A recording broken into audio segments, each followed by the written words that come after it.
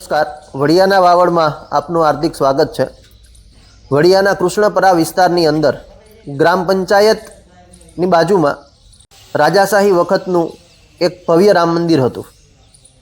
આ રામ મંદિરનો જીર્ણોદ્ધાર કરવા માટે પૂર્વ કેબિનેટ મંત્રી બાવકુ ઉંધાડ, વડિયાના સરપંચ મનીષ ઢોલરિયા અને વેપારી અગ્રણી દિવ્યાંગ દોશી દ્વારા મુખ્ય દાતા બની અને અન્ય દાતાઓ દ્વારા દાન પ્રાપ્ત કરી અને આ ભવ્ય રામ મંદિરનું હાલ નિર્માણ કાર્ય ચાલુ છે। થોડાક સમય પહેલાં આ મંદિરનું ભૂમિપૂજન કરવામાં આવ્યું હતું। હાલ આ મંદિરનું નિર્માણ કાર્ય ખૂબ જ ઝડપી ગતિથી ચાલુ છે। જોકે મોટાભાગનું ઇન્ફ્રાસ્ટ્રક્ચર હાલ બંધાઈ ચૂક્યું છે અને ગર્ભગૃહનું કામ અત્યારે શરૂ કરવામાં આવ્યું છે। ત્યારે વડિયાના વાવડ દ્વારા આ નિર્માણાધીન ભવ્ય રામ મંદિરની મુલાકાત લેવામાં આવી હતી। ત્યારે વડિયાના અને અન્ય કારીગરો દ્વારા ખૂબ જ સુંદર રીતે ભવ્ય રામ મંદિર હાલ બની રહ્યું છે।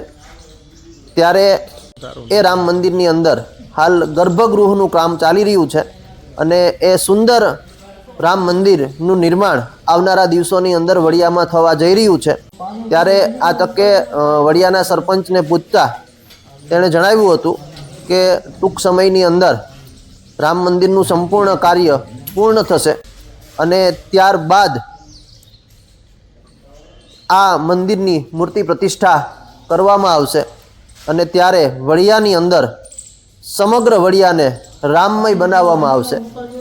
ત્યારે વડિયાના કૃષ્ણપરાની અંદર લોક ભાગીદારીથી એટલે કે લોક ફાળાથી ને દાતાઓના સહયોગથી ભવ્ય રામ મંદિર હાલ બની રહ્યું છે।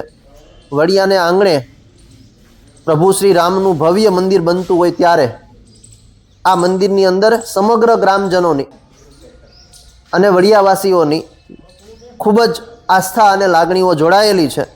ત્યારે આવનારા દિવસોની અંદર આ રામ મંદિરના મૂર્તિ પ્રતિષ્ઠા સમયે ખૂબ સુંદર રામમય માહોલ વડિયાને આંગણે બનવાનો છે। ત્યારે હાલ આ મંદિરનું કામ પૂર્ણતાના આરે હોય તેવું લાગી રહ્યું છે।